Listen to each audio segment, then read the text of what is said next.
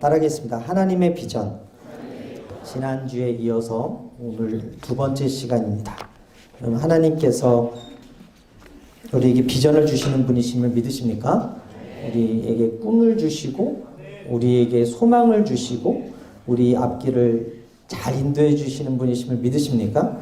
지난주에 우리가 함께 나눠본 거 잠깐 살펴보면 우리가 비전이 뭡니까? 라는 질문들을 참 많이 받는데 어느 날부터 이 질문이 정말 우리 크리스찬들의 소명 찾기 그리고 삶의 의미 찾기, 목적 찾기로 이렇게 많이 공유가 되었지만 첫 번째 제가 지난주 말씀드린 것처럼 비전이 잘 보이지 않는다라는 데 있죠. 막막하죠. 그런데 아브라함은 그 막막한 가운데 하나님의 음성을 들었고 그 말씀의 지시대로 갈 바를 알지 못하고 믿음의 여정을 떠나게 되었습니다. 두 번째 살펴본 게 무엇입니까? 하나님을 온전히 신뢰하라는 거예요.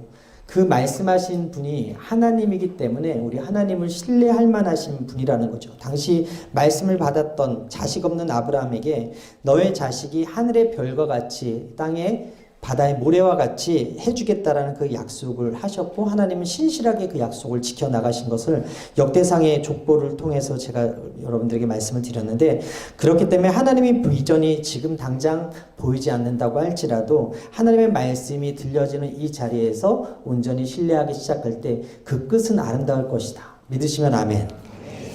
그래서 오늘 두 번째 시간은 세 가지 살펴보는데요. 우리 2020년 1월 베스트셀러 중에 세 가지가 있더라고요. KBS 보도본부 경제부장인 박종훈이라는 분이 쓴 2002 부의 지각변동이라는 책이 있고요. 트렌드 코리아 2020 김남도 작가의 트렌드 코리아 2020 그리고 이지성 작가의 에이트라는 인공지능에게 대체되지 않는 나를 만드는 법이라는 이 책이 있습니다. 세 권 중에 한 권이라도 읽어보시면 임마누엘 좀 있을까요? 임마누엘 요즘 책 읽기 프로젝트 하는데 그렇죠. 읽어보고 계시는데 여러분 이 책을 읽는다고 해서 우리의 미래가 보입니까? 이 책을 다 읽은 사람들 2020년은 이렇게 될 것입니다 라고 당당하게 얘기할 수 있을까요? 이 세 책의 공통점이 뭐냐면 2020년을 맞이하는 우리의 미래를 예측하려고 하고 있다는 거예요. 미래는 이럴 것이다. 2020년은 이럴 것이다 라고 과거의 그 자료들을 가지고서 이야기를 하고 있다라는 거죠. 전문가가 썼다고는 하지만 이 책의 내용들이 과연 100% 다 맞을까? 그런 의구심이 듭니다. 아니라는 거죠. 왜? 미래는 우리에게 속한 것이 아니기 때문에. 내일 일은 나는 모르기 때문에. 여러분 우리는 2020년 12월 송구영신 예배 이곳에서 또 드리게 될 텐데 그때까지 우리 앞길이 어떻게 될지 한 치 앞도 알지 못해요. 여러분 지난 설에 동해 펜션에서 6자매 중 6자매가 가스폭발로 죽임을 당했답니다. 네팔에 연수 갔던 교사들 중에 불과 6m 앞에 있었던 4명의 선생님들이 눈사태로 인해서 지금도 실종되어 그 시신조차 찾지 못하고 눈이 녹아야 찾는다는 발표를 보았습니다. 그들이 죽을 줄 알았다면 동해까지 네팔까지 그렇게 갔을까요?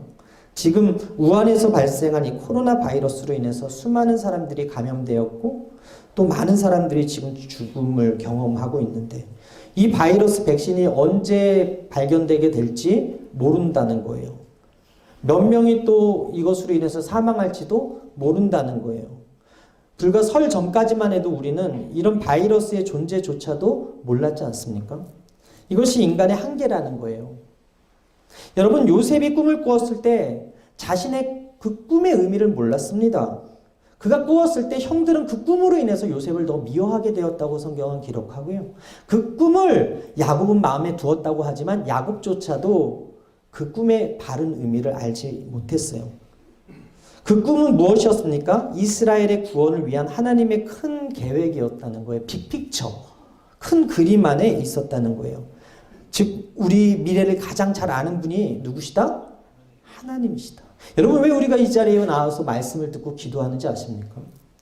기도하는 이유는요. 하나님께 우리 미래가 달려있기 때문에 그래요. 재미있는 얘기 하나 해드릴까요? 손금을 믿지 않습니다. 근데요. 제가 생명선이 되게 짧았어요. 그래서 난 예수를 믿는데 생명선이 짧으니까 생명선이라고 하는 게 짧대요. 이 왼손에 생명선이 있는데 근데 믿지 않아요? 근데 엄청 길어졌어. 어느 날 보니까. 그래서 우리 와이프하고 웃으면서 야 하나님께서 길게 오래 살게 해주셨나 보다. 진짜 제가 봤을 때 그때 짧았었는데 막 연결이 이렇게 쫙 돼 있어가지고 와이프하고 되게 신기해서 야 우리 오래 살겠다 하고 우스갯소리로 했는데 여러분 오래 사는 게 중요한 게 아니라 생명선이 긴 게 중요한 게 아니라 우리의 미래가 하나님께 달려 있음을 믿어야 된다는 거예요. 믿으시면 아멘. 여러분 중력 만유의 인력을 발견한 과학자가 누굽니까? 이거 아직 이따가 보여주세요. 뉴턴. 그런데 그 뉴턴이 주식에 투자했다가 한순간에 주가 폭락으로 인해 가지고 그 당시 영국 돈 2만 파운드, 우리 돈 현재 가치 50억을 잃었대요. 뉴턴이 이런 말을 했습니다. 천체의 움직임은 계산할 수 있었지만 사람들의 광기는 계산할 수 없었다. 그렇게 뛰어난 지성을 가졌던 이 뉴턴도 미래에 될 일을 투자했다가 망했다는 거예요. 예수님은요, 한치 앞을 모르는 그 인생에게 그 앞이 어떻게 될지도 모르면서 살아가는 그 인생들에게 어리석은 부자 비유를 통해 교훈하셨거든요. 누가복음 12장 16절 이하입니다. 우리 함께 읽을까요? 시작. 또 비유로 그들에게 말하여 이르되 한 부자가 그 발에 소출이 풍성하며 심중에 생각하여 이르되 내가 곡식 쌓아둘 곳이 없으니 어찌할까 하고 또 이르되 내가 이렇게 하리라. 내 곡간을 헐고 더 크게 짓고 내 모든 곡식과 물건을 거기 쌓아두리라. 또 내가 내 영혼에게 이르되 영혼아 여러 해 쓸 물건을 많이 쌓아두었으니 평안히 쉬고 먹고 마시고 즐거워하자 하리라 하되 하나님은 이르시되 어리석은 자여 오늘 밤에 내 영혼을 도로 찾으리니 그러면 내 준비한 것이 누구의 것이 되겠느냐 하셨으니. 오늘 우리가 사는 세상은 해마다 더 큰 곡간을 늘려보자는 게 꿈이에요. 늘 나라는 경제 성장 몇 % 이거를 잡죠. 곳곳에서 더 큰 곡간을 짓기 위한 공사의 소음으로 진동해요. 여러분 재개발을 하는 곳을 가보면 더 큰 집을 지어주겠다. 더 좋은 집을 지어주겠다는 약속을 하고 실제로 그곳에 있는 사람들 원주민들을 다 내보내고 큰 집을 지어줍니다. 그래서 그 아파트는 엄청 비싸지고 있죠. 그 아파트 값이 천정부지인데 모든 국가나 기업과 병원이나 대학이나 NGO 등 성장의 목표라는 거예요. 정치는 또 어떻습니까? 권력 장악하려고 혈안 아닙니까?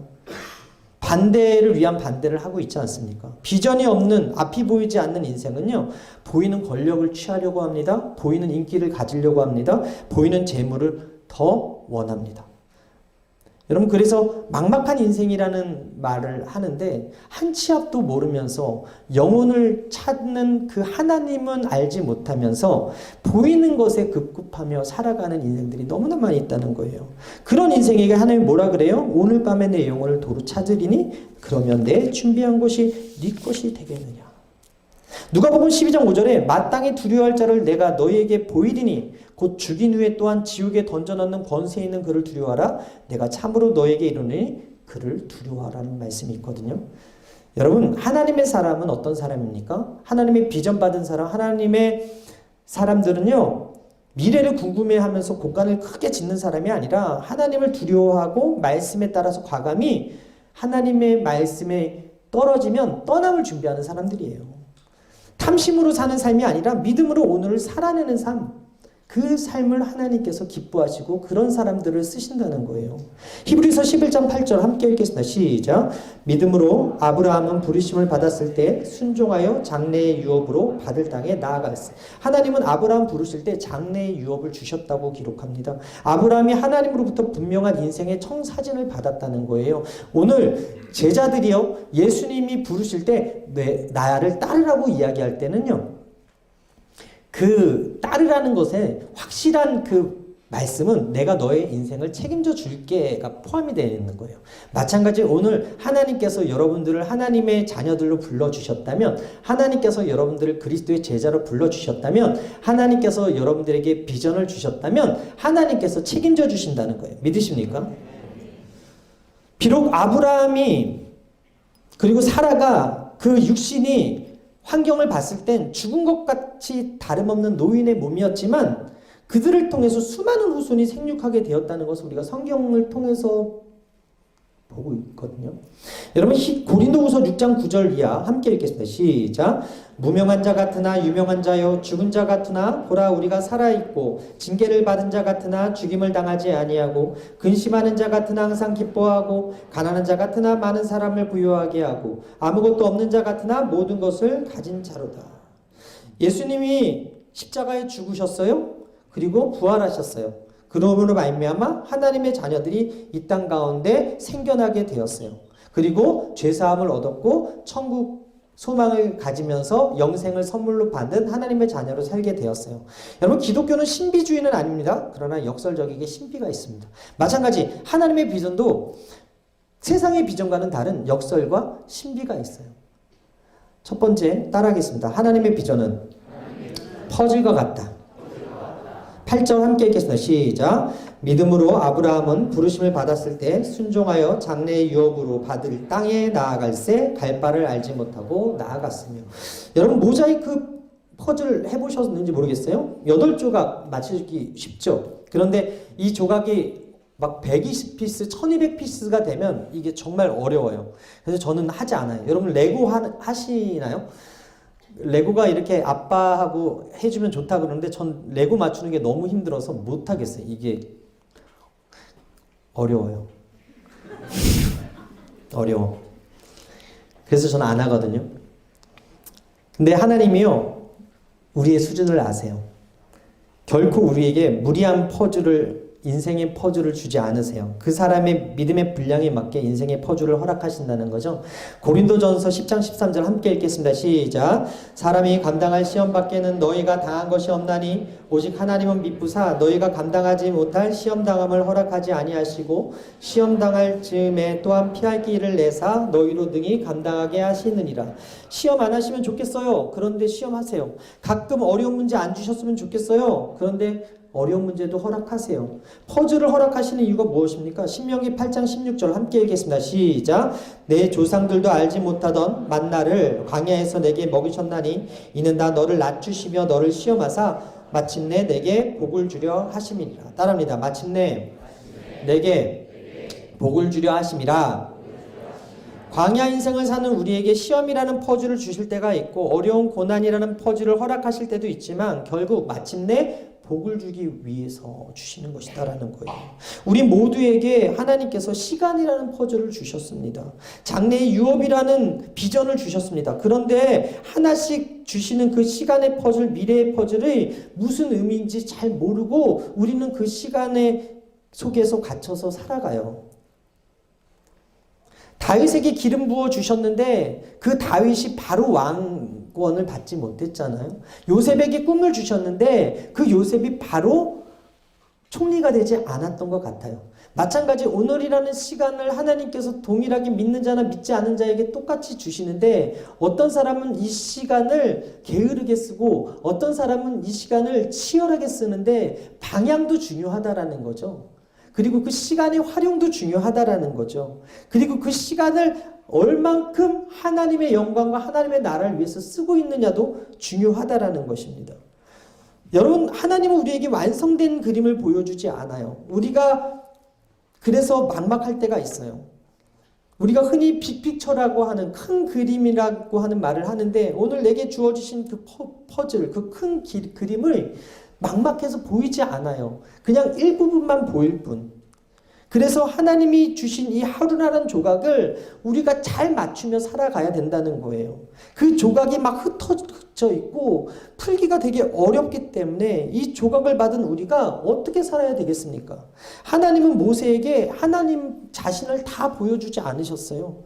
떨기나무에 타지 않은 불로 나타나신 하나님이 당신의 이름을 가리키죠. 스스로 있는 자.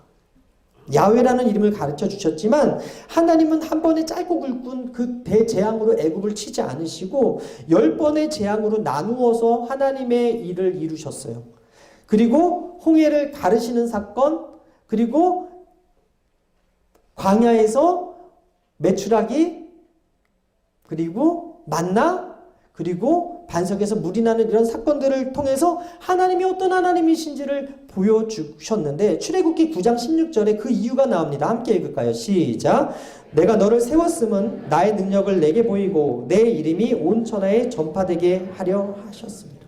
하나님이 여러분들을 세웠는데 여러분들을 통해서 기사와 이적과 하나님이 함께 하시는 표적들이 나타나요. 그런데 여러분들 보면 하나님이 바로 보이지 않아요. 그러나 여러분들의 그 시간의 그 삶을 보면 하나님이 함께하는 사람이구나. 하나님께서 함께하니까 저렇게 되는구나. 이것을 하나님께서 나타내 보이시기를 원하시는 하나님이시라는 거예요. 출애굽 10가지 재앙과 홍해의 기적의 핵심이 무엇입니까? 선택하신 백성을 위해서 하나님의 명성이 세상에 널리 퍼지는 것이었다는 거죠. 지금 전 세계적으로 전염병 신종 코로나 바이러스로 인해서 많은 세계가 고통당하고 있습니다. 중세시대 유럽에서 발병한 패스트로 인해서 유럽의 3분의 1, 당시 1억 명 정도가 사망했다고 하는데 보이지 않는 그 세균을 발견한 사람이 지난주에 말했던 1840년대 비엔나에 있는 산부인과 병동에서 손 씻기로 사망률을 낮추려고 노력했던 제멜 바이스라는 사람이에요. 그런데 산부인과 의사였는데 손 씻는 것을 강요했다가 그 의사들의 공격으로 인해서 정신병원에 갇히게 되고 감염돼서 그가 죽게 되거든요. 여러분, 그 패스트가 돌 때요, 그 당시 유대인들이 많이 죽지 않았는데 그 이유가 바로 제사법에 기록된 손 씻기에 있었다는 거예요. 우리 손에 1cm당 500만 마리의 세균이 기생하고 있다고 합니다. 성경은 손 씻기를 율법으로 명령을 했어요. 레위기 15장 11절 함께 읽을까요? 시작. 유출병이 있는 자가 물로 그의 손을 씻지 아니하고 아무든지 만지면 그 자는 그의 옷을 빨고 물로 몸을 씻을 것이며 저녁까지 부정하리라. 성막에 들어가기 위해서는요, 늘 물두멍에서 손을 씻어야 됐어요. 역대하 4장 6절 함께 읽을까요? 시작.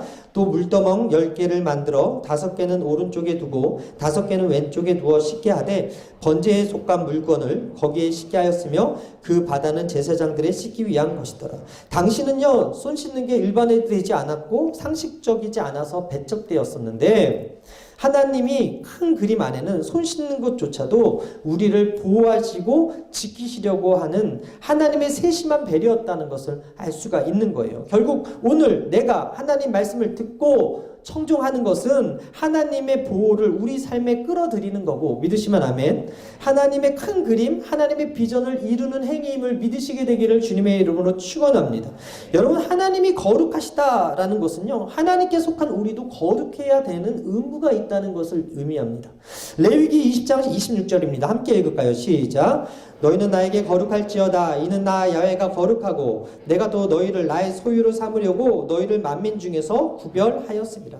하나님께서 우리를 만민 중에서 구별했대요. 이것이 거룩이거든요. 이 땅에 어떤 물건도 사람도 하나님과 상관없이 거룩하다고는 할 수 없습니다. 거룩하다라는 것, 곧 하나님과 상관 있을 때 거룩하다고 하는 거예요. 성경에 거룩한 땅이라는 용어가 나옵니다. 거룩한 성화, 거룩한 안식일, 거룩한 만족, 거룩한 옷, 거룩한 성, 거룩한 약속, 거룩한 남자, 거룩한 여자, 거룩한 성경, 거룩한 손, 거룩한 입맞춤, 거룩한 믿음, 이 모든 것이 하나님과 상관이 있다는 거예요. 우리 일상적인 것이 하나님과 관련된 것이라면 모든 것이 거룩해질 수 있다는 거예요.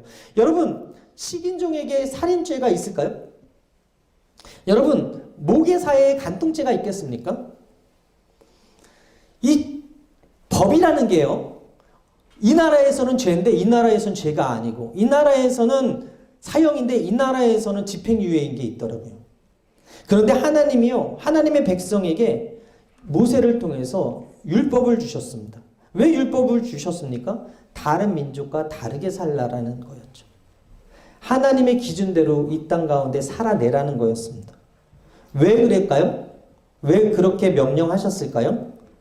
우리는 알지 못하지만 그렇게 살아낼 때 하나님의 사람들은 하나님의 그림의 작품으로 만들어질 수 있다라는 거예요. 오늘 우리에게 말씀을 주시는 이유도 거룩하게 살게 하기 위해서. 화장품을 살 때 샘플을 받으시죠? 되게 본품보다 샘플이 질이 더 좋다는 이야기를 들었습니다. 왜 그렇습니까? 샘플이 좋아야 상품을 살 수 있으니까. 상품을 구매하기 때문에. 마찬가지로 수많은 사람이 있는데 하나님이 왜 아브라함을 택했습니까? 이삭을 택했습니까? 야곱을 택했습니까? 여러분, 그 이유가 복의 샘플로 삼으셨다는 거예요. 하나님은 하나님 되심을 나타내기 위해서 복의 샘플로 아브라함을, 이삭을, 야곱을 택하셨다는 거예요. 그리고 본토 친척 아비집을 떠나라고 명하시면서 세상과 구별돼서 살기를 원하셨다는 거예요. 하나님이 함께하는 자가 받는 복을 보게 하신다는 거예요. 마찬가지. 오늘 우리를 부르시고 말씀을 주시는 이유는 여러분을 이 시대의 거룩한 복을 삼기 위해서, 이 시대의 거룩한 샘플 삼기 위해서 부르셨다는 사실을 믿으시게 되길 바랍니다. 아브라함에게 말씀하신 하나님은 미래를 먼저 보여주지 않으셨어요. 시간의 퍼즐, 말씀의 퍼즐, 시험의 퍼즐을 던져주시고 순종하기를 원하셨어요. 하나님이 아브라함에게 가나안 땅을 주시기로 약속하셨을 때 아브라함에게 자손이 하나도 없었지만 그에게 확실한 것은 하나님의 말씀이 들렸다는 거예요. 창세기 15장에 보게 되니까 야훼의 말씀이 그에게 임하여 이르시되 그 사람이 내 상속자가 아니라 내 몸에서 날 자가 내 상속자가 되리라 하시고 그를 이끌고 밖으로 나아가 이르시되 하늘에 우러러 뭇별을 셀 수 있나 보라. 또 그에게 이르시되 내 자손이 이와 같으리라. 아브라함이 이 말씀 받았을 때 100세였고요. 사라가 늙어서 잉태할 수 없는 몸이었어요. 창세기 17장 17절에 아브라함이 엎드려 웃으며 마음속으로 이르되 100세 된 사람이 어찌 자식을 낳으리까? 사라는 99세니 어찌 출산하리요 하고. 그런데 하나님이요 이삭이라는 아들의 이름까지 알려주면서 하늘의 별과 바닷가 모래 같은 많은 후손을 너에게 주겠다고 약속을 주셨고 아브라함은 결국 그 말씀을 믿게 되죠. 아브라함도 이삭도 야곱도 하나님께 동일한 언약의 말씀을 받았지만 그 언약이 성취되는 것은 보지 못했습니다. 그러나 그들은 하나님의 약속을 믿고서 삶을 살았다는 거예요. 오늘 하나님의 말씀이 내 삶 속에 어떻게 이루어질지 모를 수도 있어. 그런데 오늘 우리가 할 수 있는 건 오늘이나 시간 속에 하나님의 말씀을 받았다면 우리는 순종해야 될 줄 믿습니다. 예수님도요 믿음 안에서 죽은 자의 산소망에 대해서 교훈하실 때 마태복음 22장 32절에 나는 아브라함의 하나님이요 이삭의 하나님이요 야곱의 하나님이로다 하신 것을 읽어보지 못하였느냐? 하나님은 죽은 자의 하나님이 아니요 살아계신 자의 하나님이시라 라고 말씀하고 있어요. 따라합니다. 하나님은 지금도 사셔서 말씀하신다. 하나님이요 아브라함 때만 말씀하시는 게 아니라 이삭과 야곱 때만 말씀하시는 것이 아니라 오늘도 작은 종의 입술을 통해서 말씀하고 약속하시고 있다는 사실을 믿으시게 되길 바랍니다. 우리는 하나님의 계획에 대해서 그분이 알려주기 전까지는 전혀 알 수 없어요. 그러나 하나님을 믿는 사람이라면 하나님의 부르심과 하나님의 그 말씀이 이해가 되지 않는다고 해도 순종함으로 그리고 성실함으로 믿음으로 인내하며 기다리며 살아야 된다는 사실을 믿으시게 되기를 바랍니다. 여러분 신앙생활이라는 게 매일매일 이벤트처럼 펼쳐지면 참 좋겠어요. 우리 처제가 오늘 생일이라고 저기 한강변에서 좋은 데서 그 커플링하고 맛있는 거 먹으면서 이 꽃다발로 이렇게 한 거를 보내줬거든요. 매일매일이 여러분 그런 이벤트 같은 인생이면 얼마나 좋겠는가만은 우리의 인생이 그렇지 않지 않습니까? 광야를 걸어갈 때가 더 많아요. 몸이 건조할 때가 더 많아요. 그냥 의미 없이 밥을 먹고 있는 나를 볼 때가 너무나 많아요. 주어진 약속을 붙들고 말씀을 이루어질 것을 참고 인내하면서 무료하고 지루하게 참아내야 될 그 때가 더 많다는 거예요. 지금 주신 이 말씀이 이해가 되지 않을 수도 있고 사람들은 하나님의 비전과 상관없이 야망을 위해서 사는데 여러분 이번에 더불어민주당 비례 2번 대표로 나왔던 원종건이라는 사람이 문제가 생겨서 자진 사퇴를 했거든요. 그 이유가 무엇이었습니까? 데이트 폭력의 전 여친의 성폭행 사건 때문이었다는 거죠. 여러분 만약에 이 사람이요 이 야망을 이루기 위해서 꿈을 가졌다면 그 삶이 정결하고 거룩하고 깨끗하고 정직해야 됐을 거예요.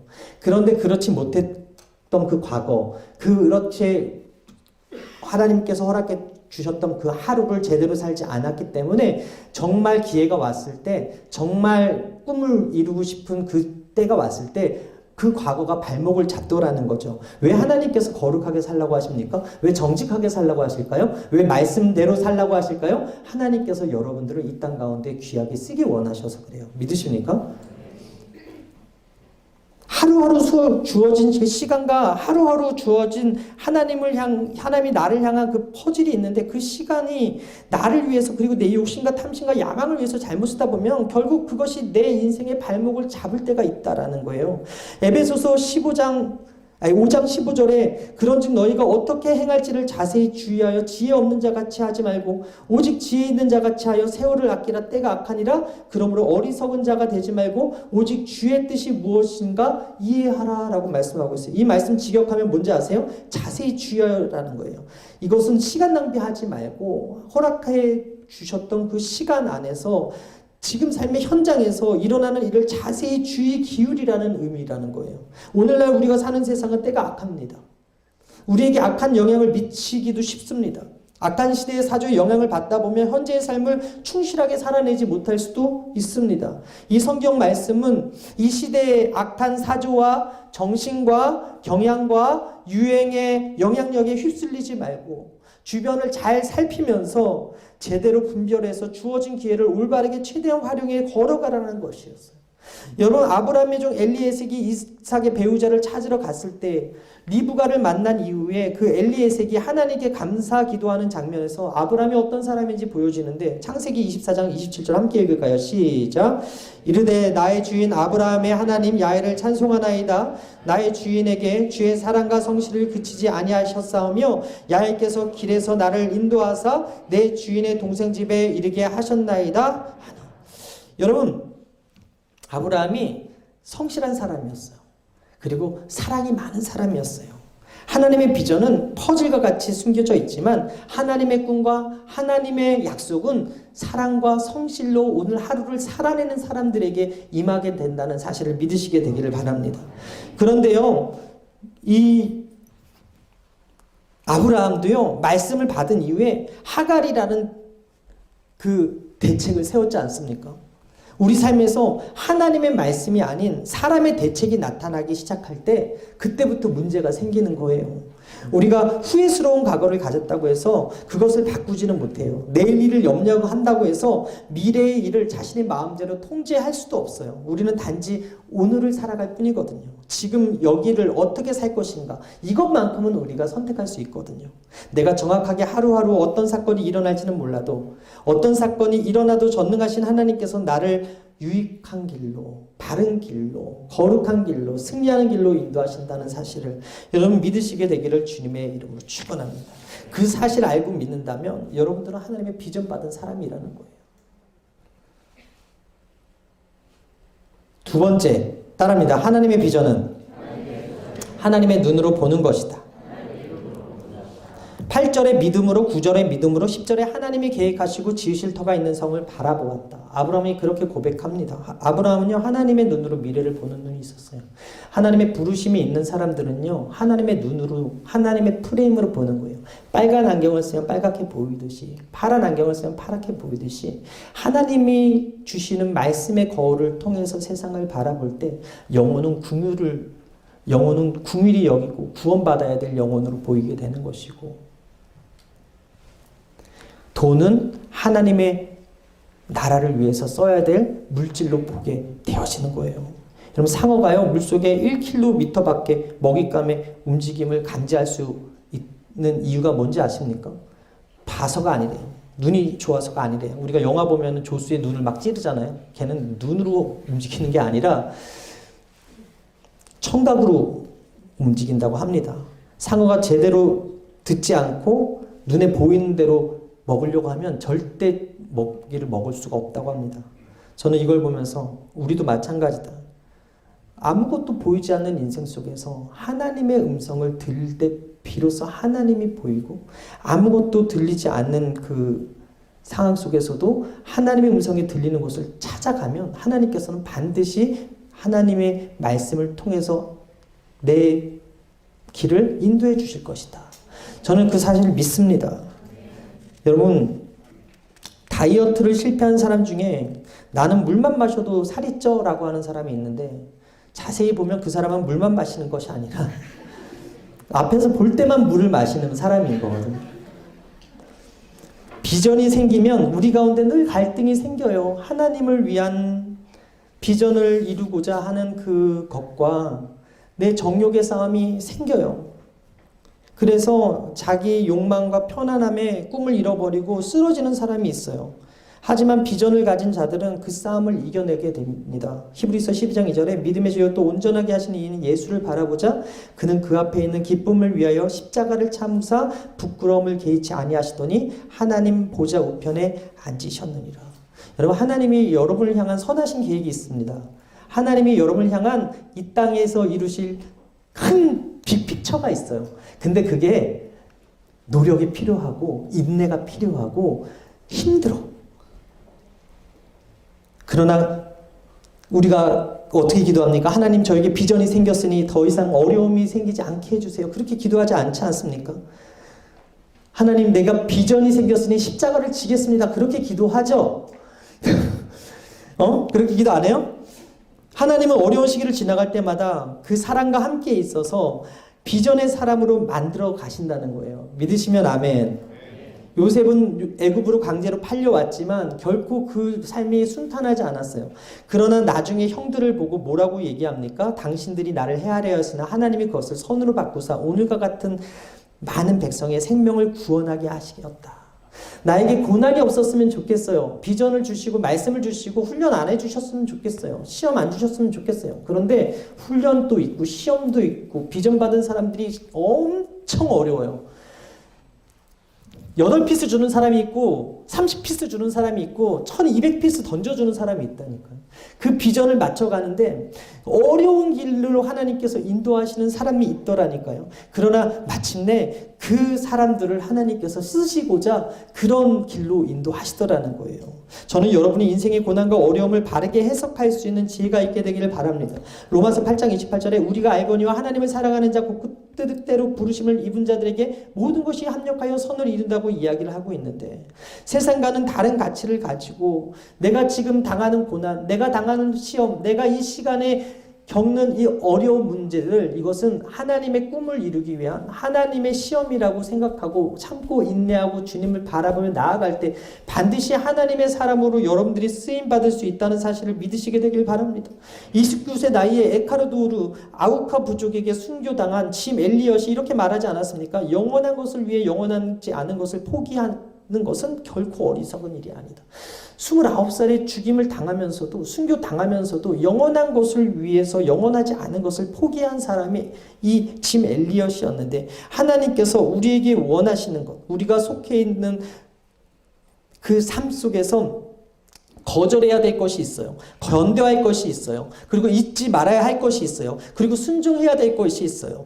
우리도 하나님의 비전에 눈을 지닌 사람이 될 때 넉넉히 이기고 감당하며 승리하게 됨을 믿으시게 되기를 주님의 이름으로 축원합니다. 마지막입니다. 비전 따라합니다. 비전이 아닌 하나님이 보여야 한다. 하나님이요, 여러분 보였으면 좋겠는데 안 보여요. 그러니까 약속을 받은 이 아브라함도 어떤 실책을 하냐면 엘리에셀을 양자 삼으려고 그랬어요. 그러니까 하나님이 뭐라 그러는지 아십니까? 창세기 15장 3절에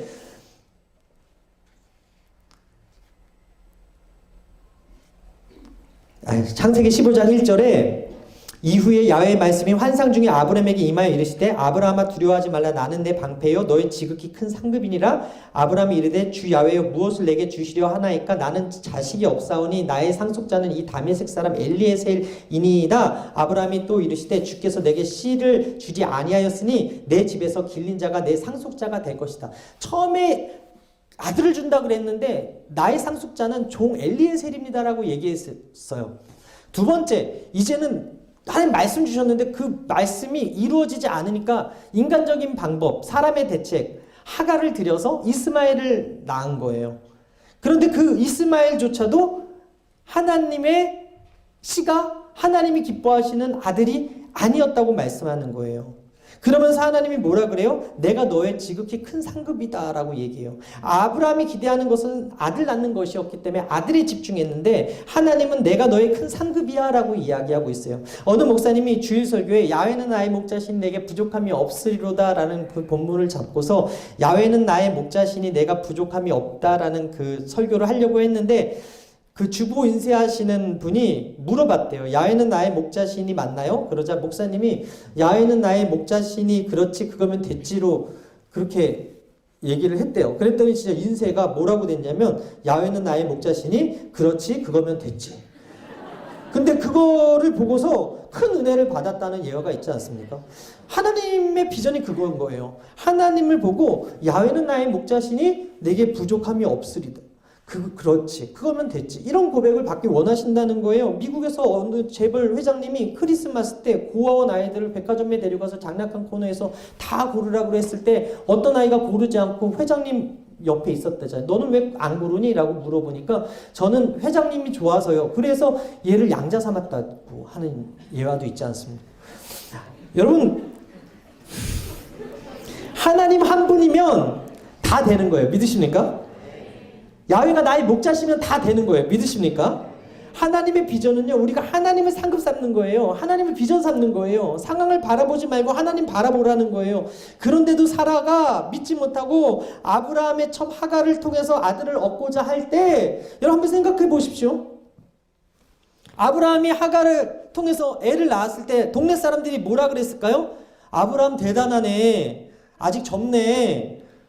나이 어린 여자랑 결혼했네. 능력 좋네. 이런 얘기 들었겠죠. 그곳에 하나님이 계시나요? 하나님이 높아졌나요? 절대 인간적인 방법을 썼을 때 하나님이 높아지지 않더라는 거예요. 하나님의 이름이 나오지 않더라는 거예요. 사람에 대한의 문제가 뭡니까? 하나님이 보이지 않는다는 거예요. 하나님의 임재가 경험되어지지 않는다는 거죠. 여러분 인생에 최선을 다해 사는 것보다 중요한 게 하나님의 임재가 여러분 삶 가운데 나타나기를 기도하게 되길 바랍니다. 모세가 지팡이 든 손을 들자 홍해가 갈라졌고, 여호수아가 기도하니까 해가 멈추었고, 기드온의 300용사로 미디안의 13만 5천 명이 죽었고 도망갔고, 히스기야가 기도하니까 아수르의 사내립 군대 18만 5천 명이 하루아침에 죽었고, 예수님의 초라한 12제자가 전 세계에 복음화의 씨앗이 되었고, 괴수였고 죄수였던 그 사도 바울이 이방인의 사도가 돼서 신약 성경의 3분의 1을 기록하였어요. 이것이 인간의 능력으로 되는 것이 아니라 하나님이 함께 하셔서 된 일이라니까요. 히브리서 11장 1절에 믿음은 바라는 것들의 실상이요 보이지 않는 것들의 증거라고 했는데, 하나님의 임재가 있는 사람은 믿음의 증거가 나타나는 사람이라는 거예요. 그래서 저는 바라기는 여러분들이 보이는 세상 따라가지 말고 보이지 않지만 살아계신 그 하나님을 따라갔으면 좋겠습니다. 내 눈에는 더디고 불가능해 보여도 마침내 역사를 이루시고 내 미래를 책임지실 분은 하나님이시라는 것을 믿으시게 되길 바랍니다. 빌립보서 1장 20절에 살든지 죽든지 내 몸에서 그리스도가 존귀하게 되려 하려 하나이니라고 고백했던, 평생을 달려갔던 사도 바울의 고백, 오직 예수 나의 삶은 하나님이 이루셨습니다라는 이 고백이 여러분들의 고백이 되길 바랍니다. 십자가에 달렸던 그 우편 강도가 예수님으로부터 어떤 음성 들었습니까? 오늘 내가 나와 함께 낙원에 있겠다. 여러분 그거 하나면 끝나지 않습니까? 이것이 우리의 비전이 되어야 되지 않습니까? 하나님 한 분이면 충분한 거예요. 저는 오늘 그 하나님 만나는 여러분 됐으면 좋겠습니다.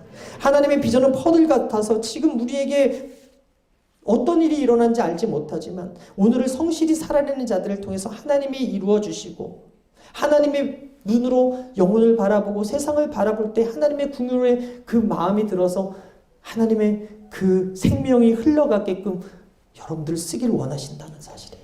그리고 그 하나님을 상급 삼고 그 하나님을 목자 삼고 그 하나님 한 분으로 만족하고 충분하다고 고백하는 그 순간 하나님께서 여러분들의 필요를 채우시고 여러분들의 꿈을 이루어진다는 사실을 믿으시게 되기를 주님의 이름으로 축원합니다. 하나님 마음을 시원케 드리는 그런 삶을 살지어다. 기도하겠습니다. 할렐루야, 최고의 복을 받았습니다.